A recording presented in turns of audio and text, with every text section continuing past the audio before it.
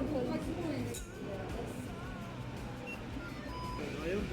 Да. Да, вдвоем. Можно же вдвоем? Вот это доедете? Все, супер. Можно, конечно. Класс.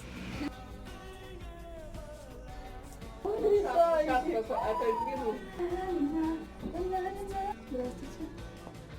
Нэнси на Роза Хутор. Юр, давай. Непогоду. Cheers. За ваше здоровье.